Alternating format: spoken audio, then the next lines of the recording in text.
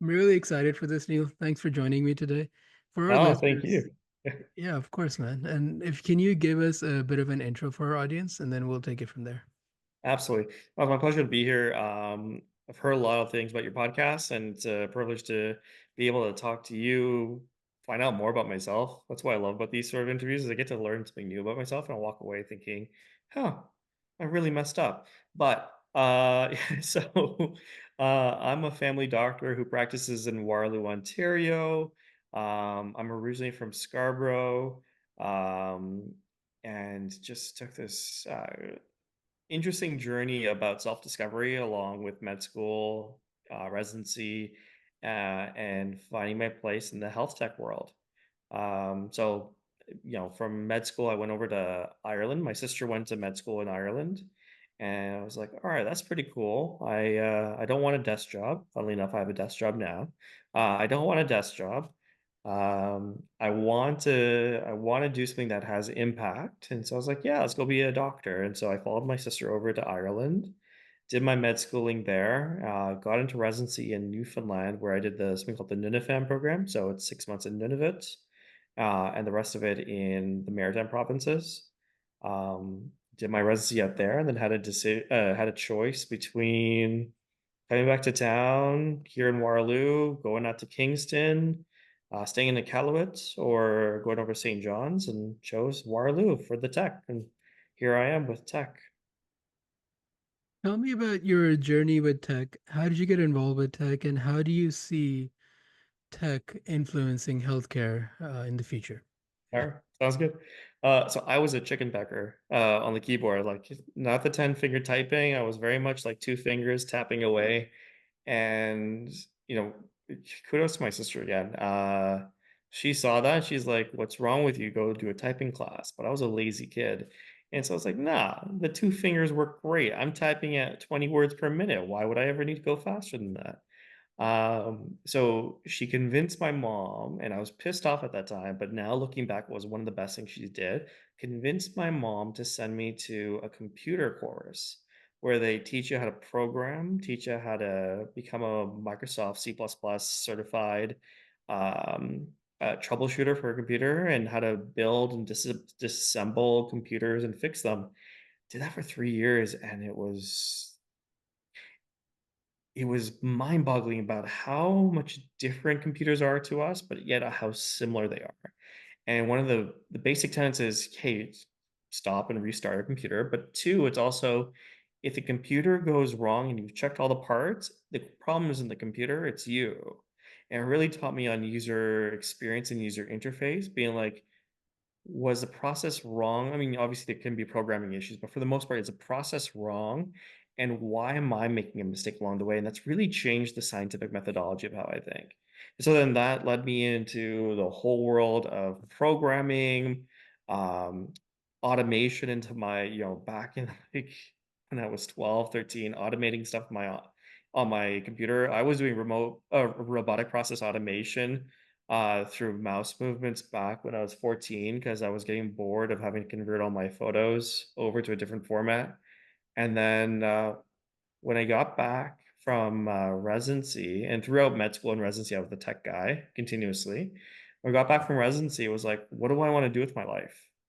Um, and I totally saw the innovation, the fast paced nature as being the foundation of the future. AI was just starting or was around for a while, but was just coming into the public sphere again after going through that moment, the 10 years of silence. I forgot what the term is, but it's 10 years where nobody heard anything about AI, and then it came back up. And I was like, you know what? What's medicine going to be? Do I memorize everything from that textbook from med school? Absolutely not. Computers are just smarter and they keep getting smarter. And I think we have this tendency of thinking, well, we're at the peak of our civilization. We can't be smart. No, no. We have a long way to go. And that's actually one of the reasons why I have this image in my background as a Dyson ring because this is, a Kardashev 2 civilization of the four Kardashev levels there are. We are nowhere near that. We're a Kardashev 0. And so it really, like science fiction has really showed us that we're still continuously innovating and technology is going to be a part of that. And so as a physician, where am I going to be? Am I going to be that clinician who says, nope, technology is where it's at. It's not going to get better, and it's all about that human to human interaction. Or is it going to be all technology where it's, hey, we don't need humans anymore? Or is it going to be a hybrid version in between? I think the truth is most likely going to be a hybrid version, and I want to be a part of that journey and help to figure out what that pathway looks like. And so I was like, all right, I want tech. Where do I go for that? My sister, again, was living in Waterloo, and she's like, why don't you come to Waterloo, check out the scene, figure out what you want to do, and consider moving here. She had her other reasons too for wanting me to come to town and stuff like that. So I came here, loved the entire ecosystem, and from there made myself a couple of business cards that are different from my office business cards, and went out to hackathons and conferences and stuff, and it just took off from there. Oh, and became an advisor for a couple of not-for-profit organizations. You said something interesting there, that the future of tech and of healthcare in general may incorporate tech to human interactions versus human to human interactions. I think most of us would say that AI now can pass the Turing test, Mhm. especially on a chatbot. It's very difficult to differentiate if you're talking to a human or not. What are your thoughts on a completely AI guided mental health counselor? Do you think it's a net positive or net negative? And how do you navigate a future where there is no human interaction in healthcare for specific illnesses or disease processes? It's a great question.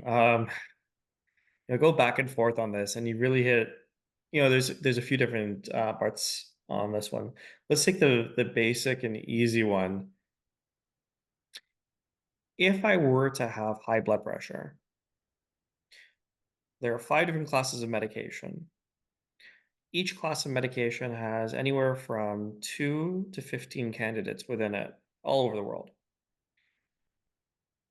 And what a typical clinician does is they memorize 1 to 2 drugs per class and rinse and repeat for every patient. And we have an order, right? We hit the ACE ARBs first, then we'll throw in a calcium channel blocker, then we'll throw in a beta blocker, then we'll throw in an alpha.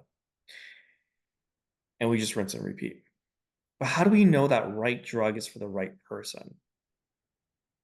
And so, for me, candesartan may be an okay drug, but telmisartan would have been way better. But for you, it would have been completely different. We don't know that because we don't do phenotyping, we don't do genotyping. I think that's where the value of a human to AI or human to technology piece comes into play. Can we barcode my genotype and phenotype and do pattern recognitions that go beyond what a human can do, like as a clinician human, and actually do the best evidence-based medicine we can possibly do? So that instead of just giving candesartan to every single patient, if that fails, give telmisartan, we can actually say, hey, you know what, Neil, you need olmesartan. And Rashad, just avoid that entire class of medication. We're going to jump over to ACE inhibitors and go for a ramipril for X, Y, and Z, because study A showed that patients in this category with your phenotype had these issues. That's not something I can do mentally. That's not something I don't think any human can do mentally. And it's just pattern recognition between.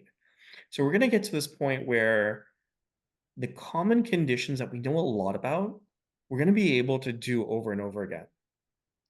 Then that's going to translate over to, well, what about surgeries and the hands-on approach of things? Well, we have anatomical variants in the body. We have different conditions and the way they spread and how they affect it. So a lot more complex. But again, as we learn more and as we start doing video and image to knowledge generators, that's slowly going to start peeling away as well. And I'd even argue that we might even be able to deviate away from most surgeries through newer and newer medication discoveries. Like we've heard about the FDA approving organoids on a chip as an alternative to regular animal trials prior to human trials. We've heard about AlphaFold folding new proteins, and both of us know the newest trend right now is monoclonal antibodies and all these specific receptor targeted medications. Let's look at semaglutide. It specifically hits GLP-1 receptors. When we look at tirzepatide, GLP-1s and GIP-1s. And so we're starting to hit receptor level accuracy without causing all the additional side effects. As we start building these proteins and being able to fold them better, virtually, digitally, we can actually start interacting with it. And so now we're starting to say, hey, you know what? Do we really need bariatric surgery? Or can we deviate this and go towards medication? Do we really need to do a rectal cancer excision? Well, that was a study from 2000. Don't quote me on this. I think it's like 2019, 2020. It represents 4% of all rectal cancers with a specific type of mutation, but they showed 100% remission. Phenomenal. Now when we hit mental health is so weird. Not that conditions are weird, I'm saying it's weird from a tech point of view. Because now you could actually feed it your entire email history, calendar, everything, and it can start to learn more about you. Is it better? Is it not? Will people get disturbed by it? Or have we just discovered our forever doctor? The chat MD is the joke I go by, which is here's a doctor that understands your cultural issues, your personal issues, can age with you, and is a face that you trust. So I'm probably gonna say, yeah, you know what? Tech's probably gonna be better than what I can do as a human. I think like any good beard, it's gonna be ugly as it grows, but once you get it nice and big, it's nice and bushy, it looks gorgeous. I have, I think, about 30 questions here. I'll Amazing. start with an easier one. If you had a one-way ticket to Mars for yourself and your loved ones to start a healthcare system there, would you go? Me, yes. Wife, no. She's already said no. I've asked her this question. I my first love is not medicine. My first love is actually being an astronaut. Always my journey in life. And if when I started dating my wife, I told her that I think the first or the second date, being like, "Look, this is my passion. If I can go to space, I'm going." Yeah. It's still a point of contention between us. The problem of AI in medicine, of personalized medicine, and some of the things you mentioned isn't a technical problem at this stage. It's a regulatory problem and a reimbursement problem from my perspective. Who do you think will be liable if this AI makes a mistake? Will there be shared liability between the AI and the patient? And what do you see reimbursement looking like? Absolutely. And you know what? I think we make mistakes as well. I know I have before. Um, I think from a reimbursement point of view, that's one of the harder ones. I think right now, if an AI makes my life easier, I'm more likely to pay for it at this point. And do I expect somebody to pay for my use of an AI? No, because as a clinician in the public sphere right now, we're not salaried. We're actually more contract based, and so anything that makes me more efficient gives me that advantage. I think if I was salaried and you're trying to improve my efficiency, well, then I don't have to really worry about reimbursement. I'm more worried about just being replaced at that point. When we look at regulatory aspects, yeah, that's probably the only thing that's protecting many clinicians.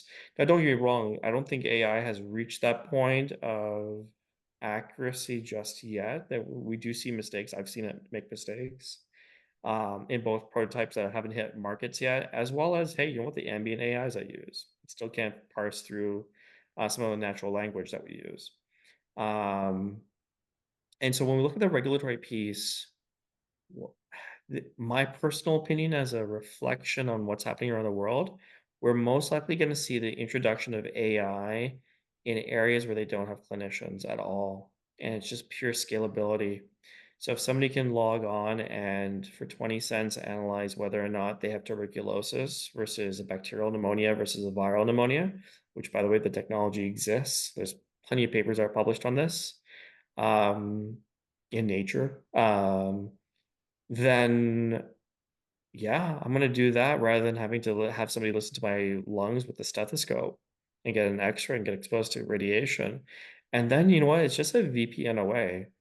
There's tons of VPNs that are available, and so if you have somebody who comes to a country where they don't have access to primary care, But you know, you have this cough, you work an hourly job, and you don't have time to take time off to go see a clinician who only works 9 to 5 and can't do it after hours, and you're living paycheck to paycheck, and you know another country has this technology and we put geographic limitations on it because of regulations.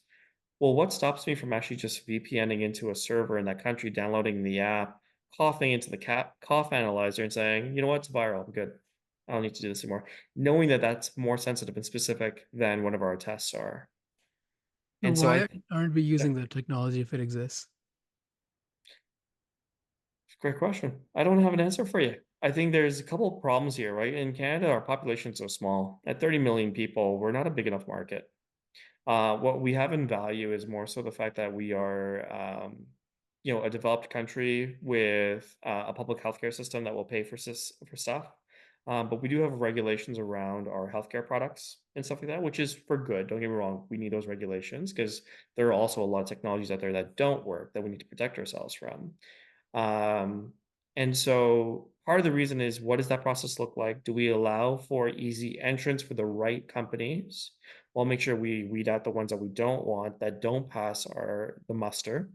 And then so going back to that example, I could easily VPN into a country and use a bad app that doesn't give me the right analysis, and that puts my health at risk. So I think we protect ourselves a lot more with those regulations, but the question is that balance between, are we actually slowing down innovation and adoption versus are we protecting humans at the same time? So, I work in urgent care. I'm sending people for x-rays. I'm doing TB tests all day. It Hmm. seems like if a cough detection tuberculosis technology exists, that's an easy yes. But let's table that discussion for a later date. Agreed. Do you think we have a soul, or are we millions and millions of synapses interacting in specific patterns?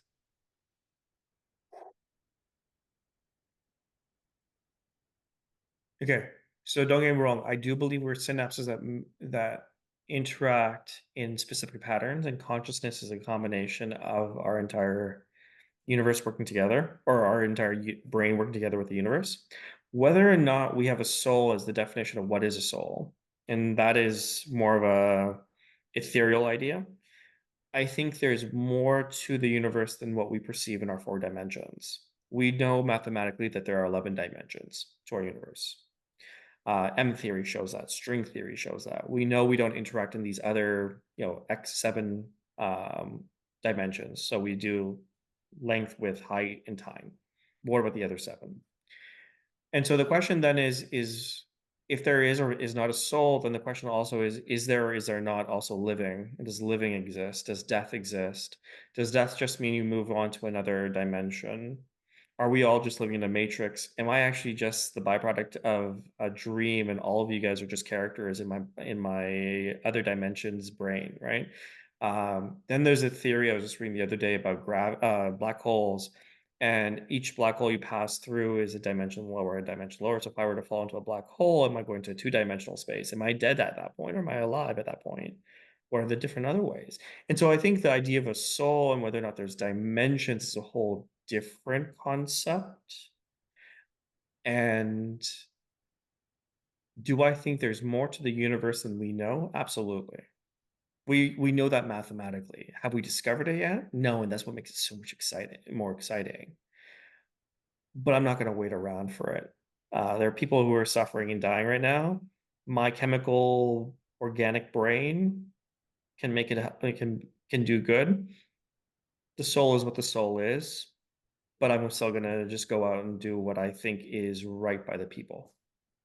Is that a word there which I cannot define, and I'm hoping you can define consciousness? Mm. Self-awareness? Do, You know what? The best quote I've heard of consciousness is the universe itself trying to figure itself out. I think that's what I see consciousness as, is us trying to figure out consciously what the universe is. do you think That AI can possess consciousness? yes. Yeah. Interesting. It's the same reason why I think an octopus has consciousness too. It's not a human specific trait. It's a Is it a combination of living synapses. specific trait? Yeah. Sorry?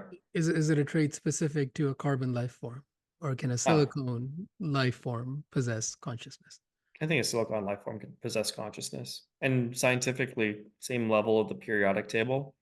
We can keep going down that entire level. Uh, does it have to be silicon? Can it be gold? I don't know. It depends on how DNA gets formed and what consciousness really is. Could it be plasma? All it is just synapses working together. Okay, so in our reality as humans, our rights and laws apply generally to conscious beings or living things. How do you think about the rights of AI uh, as we build these machines or these systems which quote unquote possess consciousness and maybe have emotions? Yep. How do you think of AI rights? I think we need to probably tackle that sooner than later. It was really like about 10 years ago. I remember reading an article about India recognizing dolphins as conscious and sentient. Well, really interesting article. It kind of got me thinking. It reflected back on a Star Trek episode about Data, the android, and whether or not it's conscious, alive, and should have its own self determination and self will. Essentially, there was a scientist at Starfleet that wanted to disassemble Data. And the argument was no, you're actually killing a unique life form, a life form that wants to live, discover, has curiosity, and wants to, you know, move forward in life, do something new with its life, make an impact. And the argument was that, yeah, you know what? Data, this android, is alive and has consciousness, and therefore has a right to self determination and self will, and is not the owner of any person. And we're about to hit that. Maybe in 5 years, maybe in 10 years, maybe in 20 years, but I think in our lifetime, we're going to hit that.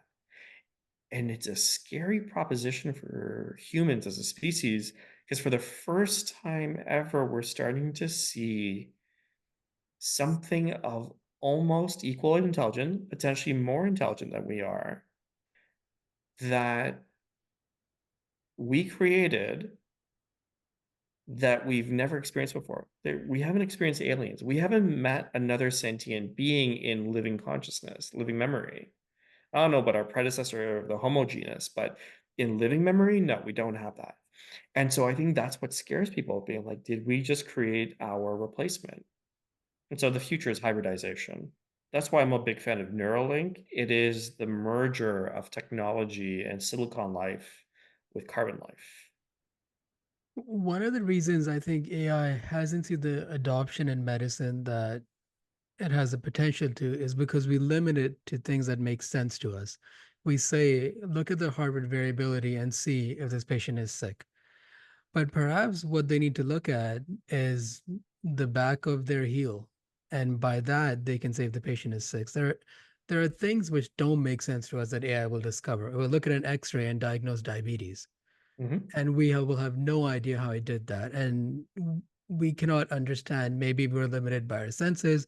Maybe it's looking at the seventh dimension. Who knows what it's doing? But it will analyze things in a way which just do not make any sense for us. Now, our colleges have come out with a framework for explainability in AI. And they're saying, you must be able to somewhat hype, and you don't have to exactly explain because AI is a black box by definition, but you must be able to say, okay, if from an X-ray of your first metacarpal joint, it's this AI saying your triglyceride is 8. Um, how do you see about the future here with AI coming up with things like that? And how do you see regulation fitting in there? And do you think we should kind of just see what AI does? And if AI is seeing we have diabetes based on an X-ray, and we do an HbA1c, and we have diabetes, and we do 20,000 of these, and the sensitivity and specificity is 99.9%, then the new test for diabetes is an X-ray and not HbA1c. How do you see that evolving? I agree with you. It's not inferiority. The moment we can show that an AI can do it in a non-inferior way to what we have, and potentially even to a superior methodology, it replaces it. And that's what I love about the scientific method. It has nothing to do with the human attachment of This is a human way of doing it. The question is more so, do we have a better way of doing it? If we have a better way of doing it, fantastic. It doesn't matter if I'm hurt that I can't look at an A1C or a cholesterol panel anymore and we're using an X-ray instead. Science is science, and it makes no judgment one way or the other. What I think is really interesting here, though, is something you had said earlier in regards to how do we see the division of AI, and what happens then is if we start protecting ourselves because we're a human based interaction rather than a computer based interaction, we're losing. The fact that we have to justify a position because of us being humans is a losing battle. It's always what the best science is, and that's it. All right. So when we look at like, hey, what does AI see that we don't see? I love that you asked that question because there's a great experiment called the double pendulum experiment. And essentially, what we did was and by we, I mean humans as a species, the scientists fed it all of the known physics laws that we had and asked it to create a formula. And it created almost a very similar formula to what we have to explain a double pendulum. But then what they did was they actually said, all right, cool, we're going to reset the whole thing. And we're actually going to remove all the variables that humans have described. And that they want the AI to predict how many variables would could explain this double pendulum swing. And it described more variables than we know. The problem with the black box, though, is we can't ask it what it found. But what we do know is it found more laws of physics than we could describe. And they repeated the test and they're like, yep, no, it's consistently finding new variables that we can't explain. So it sees something that we don't see. And one of the most common things I've heard from AI skeptics is, well, have you heard that story about when they analyzed wolves versus dogs? And what it did was it looked at the snow behind it and determined that's what caused wolves. That's a 2012 study. We've moved so far past that now that I don't think that's a valid argument unless you're using a really poor model on AI. So I think we are moving towards that piece of AI does see things and know things that we don't. Whether or not it can describe it is a whole different story. But there's papers out now where they actually have AI self-interrogating or interrogating another AI to ask about those black boxes. And so I have a hypothesis that our organic brain is actually just a multitude of different interrogation processes of we hypothesize, we test, we reformulate. And that testing piece gets us to self-criticize our own models and then rinse and repeat, and we refine it over and over again. And we see that in our kids as well, right? When somebody's learning how to walk, they make mistakes, they trip, they fall, then it refines it. Then the child gets better and better, and then it becomes second nature. And then great, then we move on to another skill. And that's what we do with all things in terms of our daily life, what we went through med school, what we learned through writing. Okay, that's not how you write the letter A, B, C. It's not CBA or something like that. But it's that refine, rinse, repeat. Do you think we should value things more if a human made them? Ooh, I had this debate. Actually, it's funny that you bring this up. I had this debate with a friend of mine yesterday about what is value, and do we need to be afraid of AI disturbing that value? And also, what is money, and why do we value money? Um, what I realized at the end was it's all subjective. Value is based off of what we want. There's at one point those non-tangible funds or something like that where people were buying and selling art. And at one point it was considered valuable during the pandemic, and we realized it was all a waste of money. Value is variable. And whether it's human based versus non-human based, I think that's determined by society. So right now we value the Olympics because it's a drug-free, not competition of the best athletes in the world. But there is a there's a drug full, hyper enhancing Olympics as well that exists, and people are starting to really catch on to that. So All right, yeah. we're talking about value, and specifically, let's talk about if an AI makes a medical device Mhm. versus an AI makes a song or a painting. Yeah, you know what? I don't think a human-based one would be any more valuable. In fact, there's an argument here that Some people may say an AI device is better than a human device. More organic, more structural, more whatever, uses an alloy that we haven't discovered yet or a ceramic we haven't discovered yet. Um, we already see it in advanced material manufacturing. I subscribe to a newsletter that talks about all things AI and science. Oh my god, the stuff that's creating, mind you, all in a laboratory. We haven't hit mass manufacturing, but that's where all this starts. And we're starting to see that as well in our battery technology. We're seeing unique anodes and cathodes using ceramics being produced that are hitting that near manufacturing level. It's going to change the way we run our practice, or sorry, our world. But those are AI designs based on human foundations. Don't get me wrong. And somebody's going to say, well, all the way down it was humans. Yeah, but before humans, there were other Homo sapiens, and before that, there was a whole different species. So all the way down, it actually wasn't even us. All the way down, it was amphibians. Let's come back to healthcare, Yeah, since sounds good. we are both physicians in our day job. Talk to me about the future of physicians in healthcare. How do you see AI playing a role, and how do you see private and government innovation playing a role? In healthcare. So I see AI starting off as well, you see it right now, taking over the tasks we don't want, writing notes, billing referral letters, all the scut work that annoys us. Where I see it moving towards, and this is where it goes from like a class one to a class two healthcare device, is where it starts making recommendations. It's not going to start prescribing things, but it starts to say, hey, you know what? Have you considered this drug, this medication, this laboratory test? Just takes it to the next level. And I see that as a win from a government point of view. And a healthier population is a more engaged population. It also means less cost on the system as a whole. Um, and so I don't see that being the barrier. I think the bigger role that the government plays in all of this is just how do we let the innovation happen while putting up some guardrails that ensures privacy and security exist. I have a thing on privacy and security. So, for example, I don't believe privacy exists. I think security exists. So, as an example, I want my healthcare team to have my data. Within that team, there might be one person, five people, 100 people. In which case, privacy for me does not matter. What I want is security that only the people who need to see my records are seeing it. I was, it's been brought up in healthcare all the time that just because we close the curtains in an emergency room, that the bed next to that person can't hear the diagnosis, and that's privacy. That's not privacy, right? That's just poor security. Um, what we need to do is augment security. Now, again, personal opinion on all of that. But yeah, we need to tackle security first, and that privacy is a byproduct of that.